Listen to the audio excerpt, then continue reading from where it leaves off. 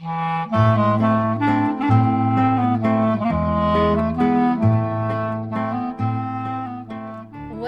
to Couples Therapy in 7 Words. I am your co-host, Judy Alexander, and I'm here with my husband, Dr. Bruce Chalmer. Hello, Judy. Hello, viewers and listeners. We have another interview this time. We just finished the interview a little while ago, and we're going to show it to you very shortly. And the title of our episode this time is Healing Relationships by Rebalancing Your Brain, an interview with Liam Naden. And so we just talked to Liam, and he's an interesting guy. He's had quite an interesting life as well. And not to be a spoiler alert, but he went through some really hard stuff. I think he said in his 40s, didn't he?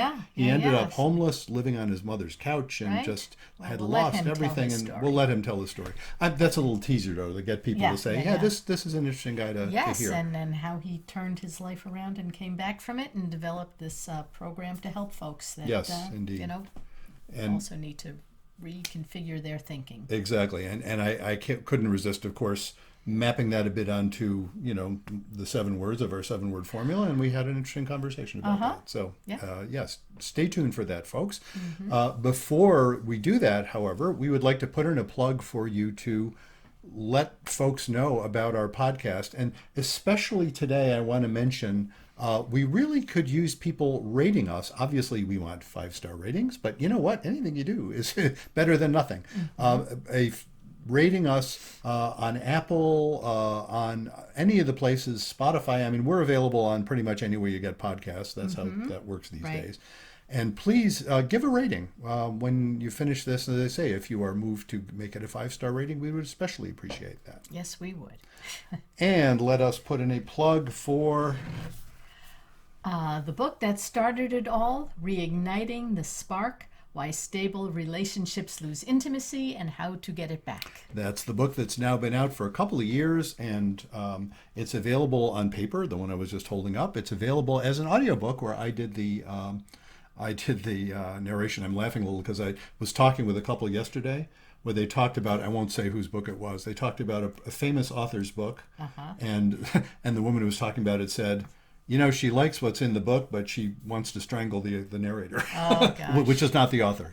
So I'm thinking, well, it's funny. The audiobook's been selling quite well, and either people don't know about it, and then they're saying, "Oh no, it's him," or they actually like it. I like to think it's the latter. Well, you've got such a wonderful voice. So thank it's you. very soothing. That's so very nice. I can understand why people would want to listen to it. The publisher certainly was willing to let me do it. So, and he listened first. He didn't just. He was going to have someone else do it, and then I said, "Well, how about let me try?" And he said it was okay. So yeah, get a hold of that. Also available on Kindle for those folks who want to have it on an e-reader. Right. So we will now go to, that's right, Judy is reminding me, we've got merch. If you go to our website, ctn7.com, that's the number 7 for those of you who aren't seeing the thing that's above our heads right at the moment, ctn7.com, that is our website, Couples Therapy in 7 Words. If you spell out the whole thing in words, Couples Therapy in 7 Words.com, that works too. That does. But ctn7.com, you will find, in addition to all of our podcast episodes, you will find a link for our merch. We are holding, for those of you who are just listening, we're holding our beautiful Couples Therapy in 7 Words mugs. On one side, it has the logo that Judy designed, sort of representing our Couples Therapy in 7 Words. And on the other, it has our inspiring message, the 7 words themselves, which are... Be kind, don't panic, and have faith. Indeed. And the mugs come in 2 sizes. That's right. 11 ounce and 15 ounce. And we also have t-shirts. And we have t-shirts too, so do check that out. So, without further ado, let's go to the interview. The first thing you'll be hearing will be Judy introducing our guest, and then we'll have the interview, and we will see you on the other side. Our guest today is Liam Naden. Liam Naden is a speaker, teacher, writer, and researcher who focuses on helping you create success in your life by understanding how to use your brain the right way. He is the host of the podcast, Using Your Brain for Success, author of Rebalancing Your Brain for Success, and creator of Neurostate Rebalancing, a process which gets the 4 parts of your brain working the right way to bring you the life you want. Liam is also a marriage and relationships coach, host of the Growing in Love for Life podcast, author of more than 20 books, and creator of 4 relationships coaching programs. Liam, welcome to Couples Therapy in 7 Words. Thank you, Judy and Bruce. I'm really excited to be here. Thanks for having me. It's great to have you here. So just to start off, we're curious, how did you get into the work that you do? Tell us something about your journey to where you are now. Well, I guess it's a bit of a long story, but to give you the short version, for most of my life, I've been very much into personal development, self-help, and trying to find ways to be the best version of the person I can be and achieve success. And I was an entrepreneur. I had lots of different businesses, not all at once, but over various times. But in my mid-40s, I lost everything and I became homeless. And I had to move in with my elderly mother and into her small apartment and sleep on her sofa. And I had, worst of all, not only losing everything, I had no prospects. I didn't have the faintest idea what to do to get out of that situation. But I did get out of that situation. And what I noticed was, before that experience, my life, while it had been successful, was full of stress. It was full of problems and setting goals and trying to motivate myself to achieve more. And I did, as I say, I did achieve a lot, but it was a lot of stress attached and a lot of problems and a lot of mistakes. But afterwards, I found I was doing something quite different because the results I was getting were quite different. I attracted a very different relationship to the one I'd had before. I'd been married a couple of times before. And this relationship was very different. It didn't have the strain, the problems, and the drama attached to it, if you like. And the rest of my life was going really in a much better way. I was starting to develop business ideas and develop sources of income to give me all the money I wanted to do what I wanted to do. And I was really enjoying everything. They were things I really enjoyed. And that's how I got into marriage and relationships coaching as part of that. But also, I was doing things that I never realized I would enjoy, I didn't know about, but I loved that as well. And the best part of all was I didn't seem to have the problems and the stress. And I thought to myself, what am I doing differently? There's got to be something different. And the weird that's thing, what we're wondering as you say that. It's like, wow, what did you do differently? Yeah. Well, the strange thing was, I thought I was an expert in success because I had studied literally everything, every angle you could think of about how to be a better person than you can be, because I wasn't, or the best person you can be. I wasn't just a business entrepreneur. I was a seminar self-help junkie, and I studied religion, spirituality, all the self-help stuff. I went to seminars all around the world. I read books, I did courses, I did all sorts of things, from listening to subliminal tapes and carrying around affirmations and setting goals and doing, as I say, lots of different things, NLP, different sorts of practices. And the thing is, all of those things, I still ended up with nothing. And so I did try a very different approach. And what I realized when I re-engineered or tried to figure out what I'd done was, all it came down to was I was using my brain in a different way. And it struck me as really strange. The more I learned about the brain, the more I realized, firstly, it really is just a machine. I mean, it's the most powerful machine that exists. And you can talk for hours about the complexity and the sheer power of the brain, but it is just a machine, and it has a specific way that it functions. And if you use it the right way, you don't end up with problems, because that's what a machine does. It doesn't give you problems if you use it the right way. But the other thing that struck me as odd was, no one has ever taught us how to use our brain. And we've all been taught, if you want to use a machine properly, you need to be taught how to use it if you want it to perform properly. So we wouldn't dream of driving a car if we hadn't been taught how to use it, or using our computer if we hadn't been shown, well, this is how it works, and this is how, if you want to get it to do something, this is what you need to do.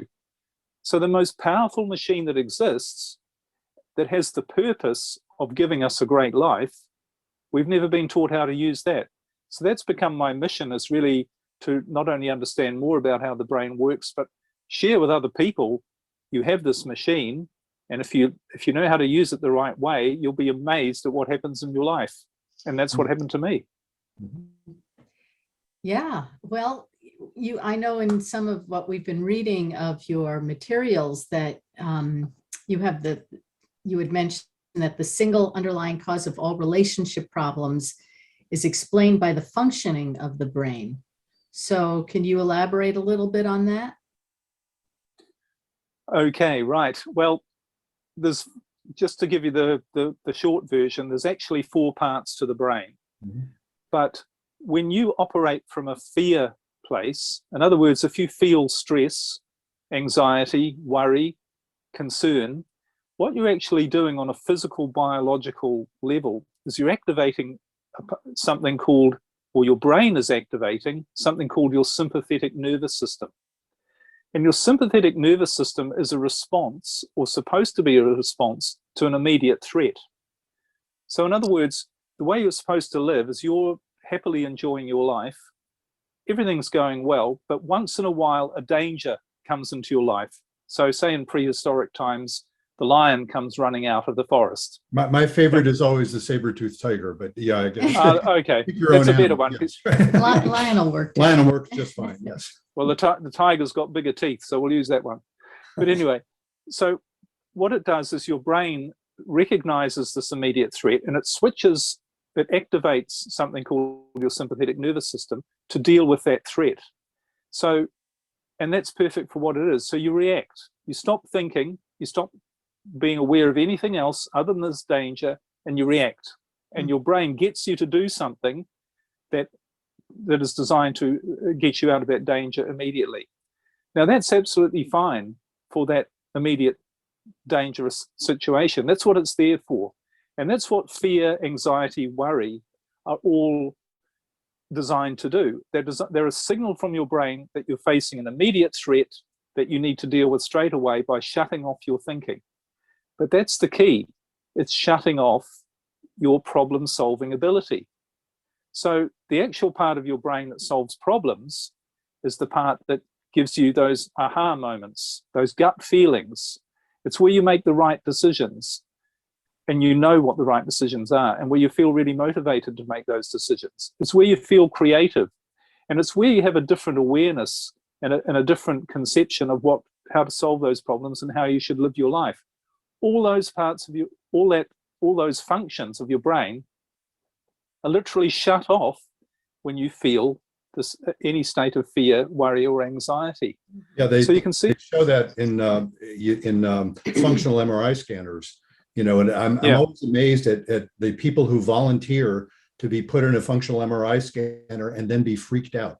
Like people who have unprocessed trauma, and then they will read them a description of their worst, the horrible thing that gets them into a panic, and you can just see on the functional MRI scanner their neocortex basically shuts down. They become totally limbic at that point. So you can't think when you're in that state. Yes, but what do we do when we have problems in our life? Mm-hmm. We get all worried and stressed about it. Right. And we try and figure out a solution, and we put in all this effort and struggle, and we sit down, we try and get a whole lot of added information, we try and figure it out. So you're saying that's not right? We shouldn't be doing that? It's blocking out off your creative ability doing that when you're in that state of fear and stress and trying to figure stuff out. Mm-hmm. There's some study done at a university in London I was reading about, where they discovered that when people focus too much on a problem, they produce an excess of gamma waves in their brain. And those gamma waves block off, again, this other part of your brain where your solutions, your problem-solving abilities actually come from. And this is why when you're thinking about, if you have a problem and you're doing something else and you're not worried, often you get the right answer, the right solution to a problem. And I'm sure you've probably found in your work as well, when you have someone who comes to you who's got a problem in their relationship and they're really stressed and worried and upset, you can see exactly what they should do. You can see the solution to their problem, and it might be it'll certainly to be behaving in a different way to the way they are, but it might be to do something completely different about that relationship. But they can't see it. And so they'll spend their time justifying why what you're saying is not right. So if you say to them, you really should just leave that guy and find somebody else. He's no good for you. You're in an abusive relationship. You've been in an unhappy marriage for 30 years. go and find someone else. This isn't working for you. Or you say, you're trying to plead with your husband or wife, or get them to go to counseling with you, or getting angry or upset with them, or trying to change their mind.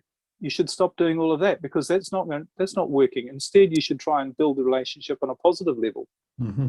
And they'll spend their time trying to justify to you, oh no, we've been together 30 years. I can't give up, and I'll fight for this marriage. I'll fight for this relationship. I'll do whatever it takes.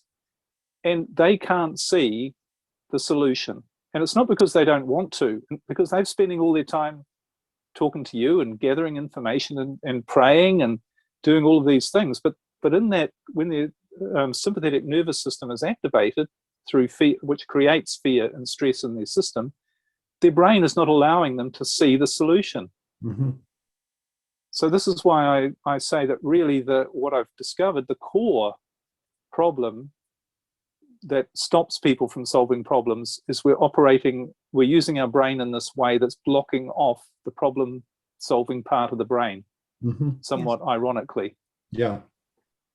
Yeah, it's interesting. I guess, I think this is before we started the interview formally, so that folks didn't hear this part, but you mentioned, as we were talking before, that some of what you're talking about maps nicely onto our 7 words, be kind, don't panic, and have faith. I'm often, those three clauses fit together, because if you're in a panic, you can't be kind. And I'm using kind in a rather similar way to what you're describing as being able to think about something clearly. There's a sense there that you're not in a panic, so you're not in threat mode, fight or flight mode. And so then it's actually possible to consider what you ought to do with someone in a way that isn't about simply, responding to a saber-toothed tiger. And exactly, so that the not panic part is the trick. Now, of course, I'm curious how you follow that up, because what I was realizing, my earliest formula was be kind and don't panic, which is very nice. But then the question is, well, how do you not panic? We are designed to be able to panic. It is a necessary survival function. How do you manage to not panic? How do you manage to recognize that, if Judy is looking at me because she's annoyed, that's not the same thing as a saber-toothed tiger, but it's built on the same physiological structures. My worry about that is the same physiological structures. If I start to panic, I'm going to be totally useless in helping her out with whatever annoyance I'm causing. So, how do you not panic? I guess that's what I'm asking. Well, what it comes down to, and this is why I've developed neurostate rebalancing as a process, what it really comes down to is to get your brain to recognize the difference between something that is an immediate threat and danger to you, and something that it somehow has, or that isn't. Something that is an immediate danger and something that isn't, because your brain has for some reason mixed those things up. So that when you shout at your wife, or when she shouts at you, not you, because you never shout, I'm sure. We don't. We don't shout. We really don't. But if your wife shouts at you, if you think that means we have a big problem in our relationship, our marriage might end, this is the brain, you're not necessarily consciously thinking these things, but your brain is processing it all in this way and saying, oh, that means that we've got problems in our marriage. It means this relationship might end. And what are all of the underlying fears that somebody has about a relationship ending? It's, I'll be alone. I'll never find anybody else. I'll be a failure. Everyone else will think I'm a failure. I won't have tried hard enough. I look back with all sorts of regrets that I didn't try hard enough. I'll never find anybody else who's better. Mm-hmm. And because you have all of those fears, your brain is literally saying, this is a really dangerous immediate threat to your survival situation you're in. And that's obviously completely wrong, because your wife is just shouting at you. So you can retrain your brain, which is sort of what I do in neurostate rebalancing, to recognize that's not a threat to your survival. So when it's not, then you react or you respond appropriately. Your brain is not going to get you to just react, which is to shout back or do something which only makes the situation worse. You can walk away from the situation. You can listen to them. You can evaluate what they say. You can put something positive into that situation, like break their pattern with a joke or say, come on, don't be silly, and I don't want to talk about it. Let's not argue, or whatever it is. all of those things, when they're not from a state of reaction, because your brain thinks there's a danger here, your creative brain, the better part of you, is actually going to be able to come up with a good solution to that problem, if you like, whether it's the shouting or whatever. And I work with couples or people, mainly individuals, who their husband or wife has told them they want a divorce. And they do all of the things that just push their husband or wife further away, because they're in a state of fear. So they plead with them, they beg them, they try and be overly nice, they try and talk about it, they do all these things, whereas they're all the things that make their husband or wife, they're the reasons they want to leave. They don't make them feel good. Yeah. But it's because of the state of fear. The brain, all it can do is react. So for instance, shouting, when someone shouts at you, if you think that's a threat, your brain is going to go, what's the first thing I can do to remove that danger right now, with no consequences, but just to remove that danger right now? How can I react? So you shout back, or you do something aggressive, you get angry. Right. Now, it makes you feel slightly better for an instant, because your brain is designed to make you feel better. That's what it is. So, you feel better because you feel a bit more in control of the situation, perhaps, but it doesn't help.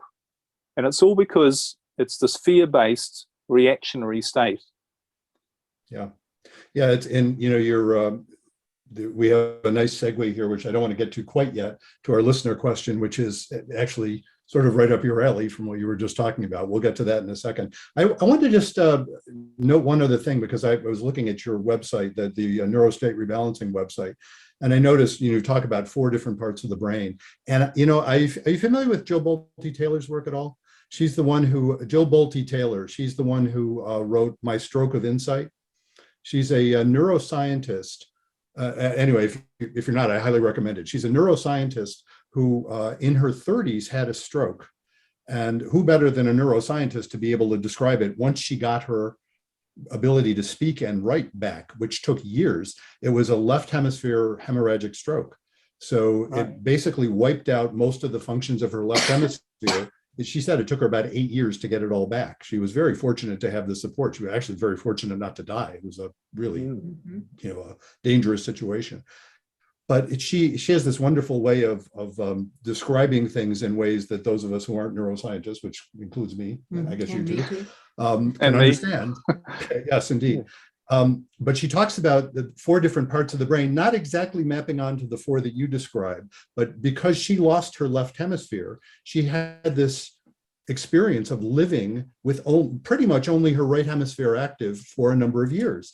And in losing those functions, and then she started to get them back, she noticed just how optional some of those reactions are, and it seems to map similarly on what you're saying. She talks about what she calls a brain huddle, getting the 4 parts together, and she actually suggests that we all name our parts. And she's very whimsical about it. 2 of them are left hemisphere, 2 are right. The left hemisphere amygdala is what you're referring to in the part that, the part that goes limbic, the part that panics. The left hemisphere neocortical functions are the ones that are all about thinking clearly. Those are the ones, that's where verbal and logical analysis is. And then the right hemisphere limbic is really, among the Beatles, it's Ringo. It's the one that just wants to have fun, doesn't think much about the consequences, just wants to have fun. And then the right hemisphere neocortical is the one that is kind of at one with everything. And that's kind of where she was living for a long time. So anyway, it was interesting to compare some of what you were talking about with hers, because there's a lot of overlap there, in terms of how to get those 4 Great parts. minds think alike. Indeed, yes. She also has a TED Talk, a very famous TED Talk, My Stroke of Insight. You can check it out. Would this be a good time? Go ahead. I think this is a good time to segue into our listener letter. You ready for it? I hope so. Okay. Sure am. Okay, so Candace writes, Dear Bruce and Judy, in this case, we're going to include Liam on this. I was supposed to be at my 50th birthday party right now, so why am I sitting on my closet floor and crying instead? I called off my party because I cannot even think of celebrating. I can't even face anyone these days. I found out last week that my husband of 25 years, my high school boyfriend, the only man I ever loved, has been cheating on me, not just once, but many times. My husband, let's call him Dennis, is a dentist. I was sitting alone at the kitchen table last week when he received a text. I thought it was my phone, so I picked it up, and there it was, a naked picture of his former dental hygienist saying, "Hi, sexy, when can we meet next?" Saying I was shocked is an understatement. I texted her back, "Never. My wife found out about us and it's over." Then I did something I knew was wrong, but I had to know. I went through his text messages and found out he's been playing around with another woman for almost 12 years. Do you remember that old movie, Same Time Next Year? It's about two people married to other people and they meet every year. Apparently, she's another dentist, and for the past 12 years, they've been having a thing when they go away for their dental convention. I confronted him with this, and he admitted these infidelities and that there had been a few others. He says it's because he's a sex addict and it has nothing to do with me. He swore up and down that he loves me and he doesn't want to leave me or break up our marriage and home. We have two boys, ages 18 and 14. He said he'll do anything it takes to fix this, but I don't know if I want to fix this. I am so hurt and humiliated. I don't think I can ever trust him again. I worked 2 jobs to put him through dental school, delayed having children in order to pay off loans and get him started, then gave up my career to have children and stayed home until 2 years ago. I thought I was a good wife and partner. I was never mean and demanding. I keep myself in good shape. We had a very active and what I thought was a satisfying sex life. My boys are so angry now too, especially at him. They feel betrayed. My older son goes off to college in the fall, and he said he never wants to come home again if Dennis is in the house. I feel so betrayed. I don't even know where to turn in order to figure out what my next step should be. Where do I start? Okay, Liam, what advice do you have for Candace? Well, thanks for giving me an easy one. we get them as we get them. Wow. Well, that's a huge thing, isn't it? And I guess there's so much emotion attached to all of this.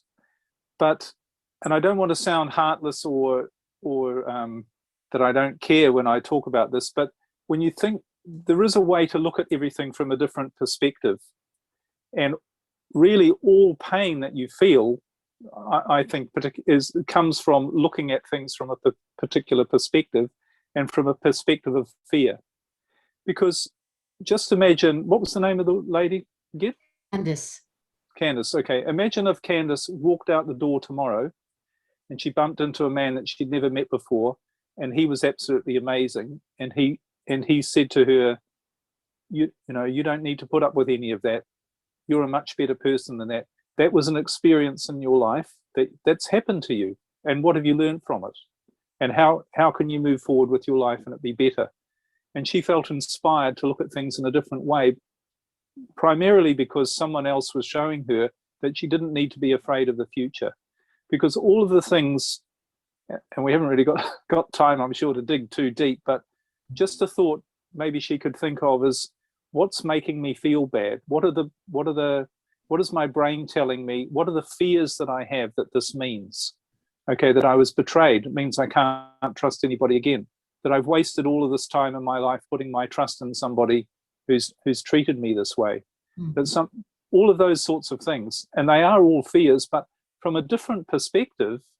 And again, I'm not trying to sound heartless, I'm trying to sound helpful, but from a different perspective, it is possible to look at it as an experience that you can move forward from, that you can learn from, and that in that and context, then maybe in a few years' time, you'll look back and say it was a blessing. Yeah, I often have that experience with folks when they go through some kind of really bad trauma, and I've never had anybody say, "Oh, thanks for cheating on me," or thanks for these horrible things that happened. I have heard lots of people say, "Wow, that experience was awful, but boy, did I grow from it, and I'm grateful for the growth." I certainly have heard that. Yeah, for sure.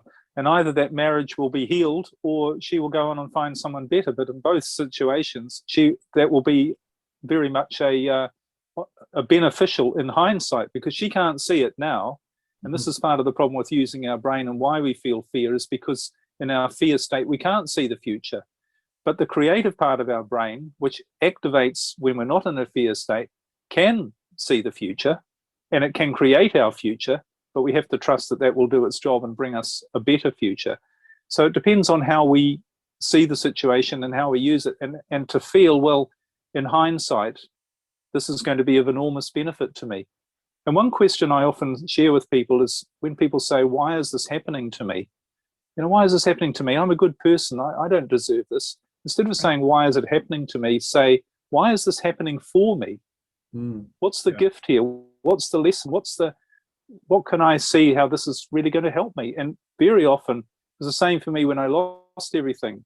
Sure, it felt terrible at the time, but I look back and say it was the greatest gift I had, because it taught me so many lessons, which not only made my life massively better, because I could see that the fears that I had that were holding me back and were determining my behavior, which was not giving me what I wanted, I was able to overcome those. So, you know, maybe she can, with a bit of work and a bit of, you know, more than just a quick conversation like this, but accept that maybe there is a different perspective, maybe there is a gift in this, and she'll work through it, and she will see it, and it will help her.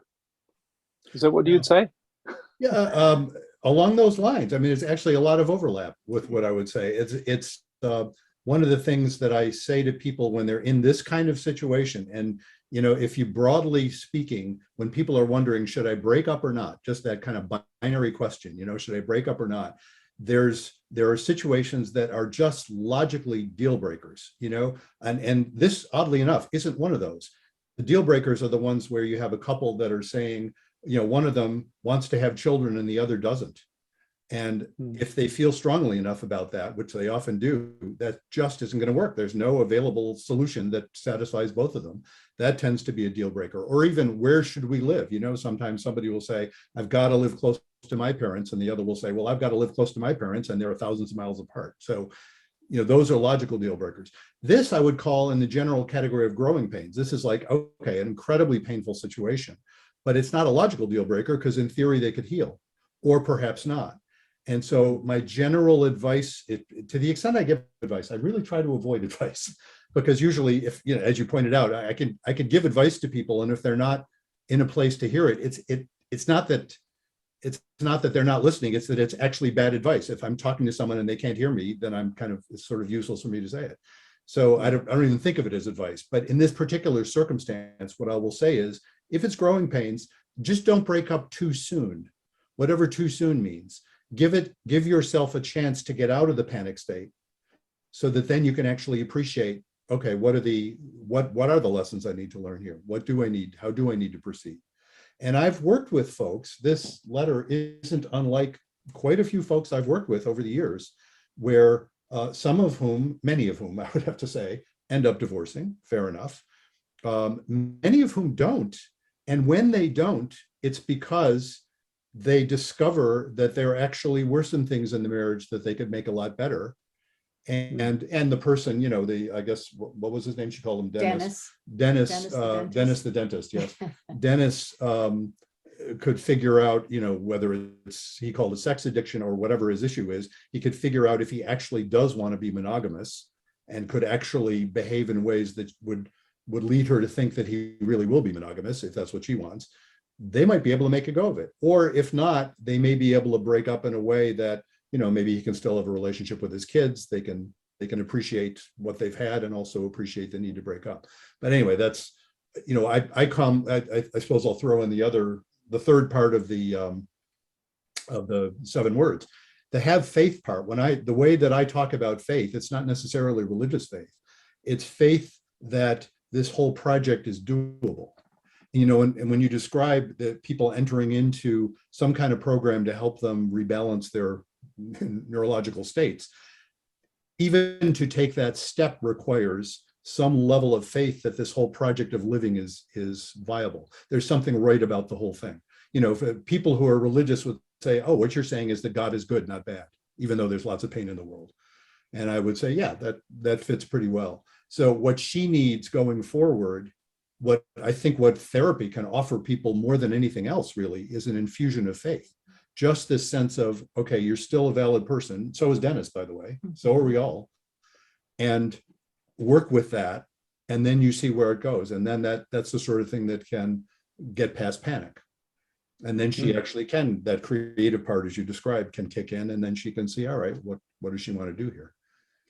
And I'm guessing, Liam, that in your story, there was something, again, I'm trying to map it onto my concept of faith, but there must have been something like that for you, to have been in that position of being homeless and just kind of down and out in a variety of ways.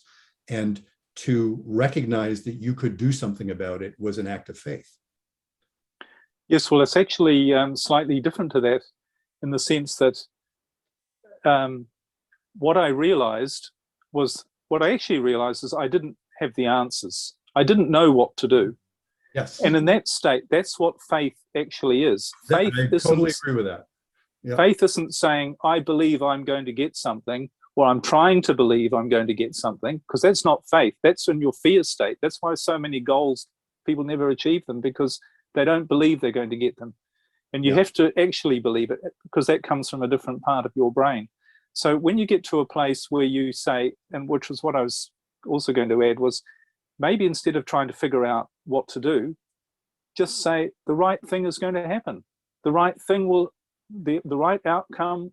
I will be fine, because she has a fear that she won't be fine. Yeah. That the future is going to be bleak for her, because she has about what she thinks that might mean. And this is why I teach about the brain, because when you understand how your brain works, that it's a 500 trillion computer microprocessor computer that has all the answers. Your thinking brain, part of your brain, is only a small part of it. That's not where the answers are to all your problems. It's actually in this other part of your brain space, in the pineal gland, the basal forebrain. It's a part of the brain that science is only starting to uncover is actually the critical role that it plays beyond the neocortex, beyond the limbic system. This is the critical part. So when you know that, when you understand your brain is this machine, it's like your car, it's going to get you there, but you don't know where there is. But if you know that its job is to get you to a place where you're being your best, you're being happy, you're not living with problems, which only detract from your being happy and being productive. If you know your brain's going to take you there, then if you know that's how the machine works, then you can trust it, and you can say, like I did, I don't know what's going to happen. I can't figure out what I'm going to do. So I'll just see what happens. And that's when the right ideas show up, and they show up in a sequence of one step at a time. And they're not you forcing and pushing and trying to do things. You might get inspired to do something, or someone else might do something, or things might happen. But they're all going to be the right things if you just trust, have faith that your brain, this infinitely powerful machine, it knows the answers, it knows how to solve the problem, but you're going to get in the way if you're in a fear state. You're blocking its ability to do its natural job in a fear state. Yeah. Go ahead. Well, no, I just wanted to ask you a little bit about the program that you developed on working with couples and individuals, your coaching and changing this whole way of thinking. If you could tell us a little bit about that.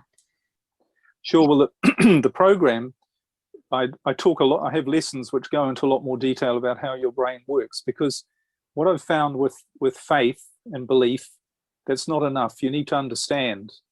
It's a bit like as I said, when you know how your car works, you wouldn't dream of using it any other way when you know how to drive it. So when you understand more about your brain, then you automatically start doing things in a much better way. So a lot of my coaching is about, and not in a super technical way, but in an understandable and science-based way. And a lot of it's about that. And then I get onto a process called neurostate rebalancing, which is very much about helping people uncover firstly what their fears actually are. Because most of us don't know what we're afraid of. We just live in this anxious state, and our brain is manufacturing all of these things based on these underlying fears.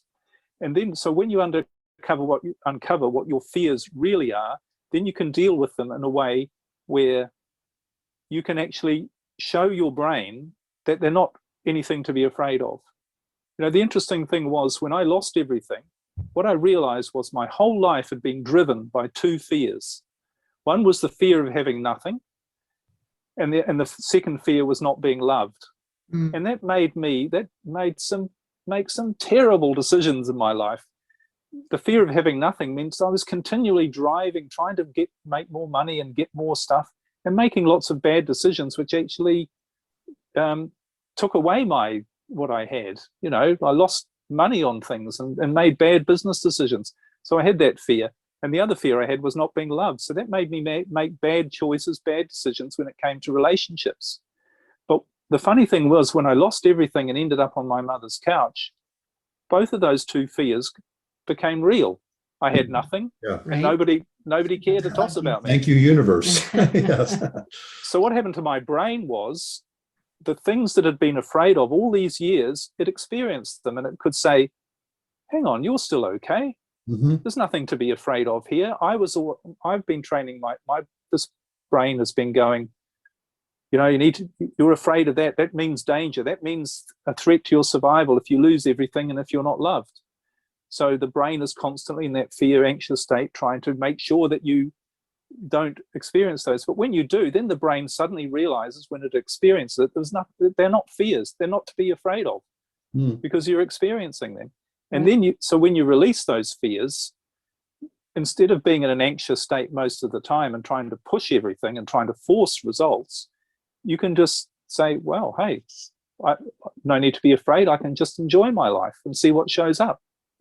And I'm sure you find with relationships, so, this is the core of people's problems, I think, is their fear about the relationship ending or not being up to the expectation that we have in the media and all the films and all of the romance stories and everything about you need to, in your 60s, be sitting on the veranda with your grandchildren around you and your happy wife and everything's perfect, and you look at each other each day and smile. And this is all an illusion that's been. So what's happened to people is they're trying to live up to that expectation.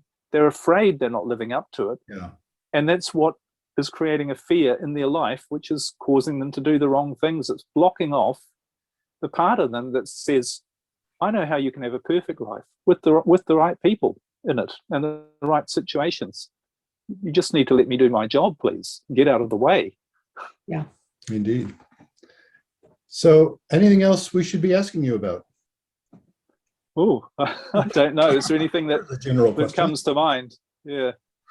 I don't know if there's anything that comes to mind, but I just find this really, I don't know if, I'm sure in your work as well, that the role that fear plays, a subconscious role, it is so destructive.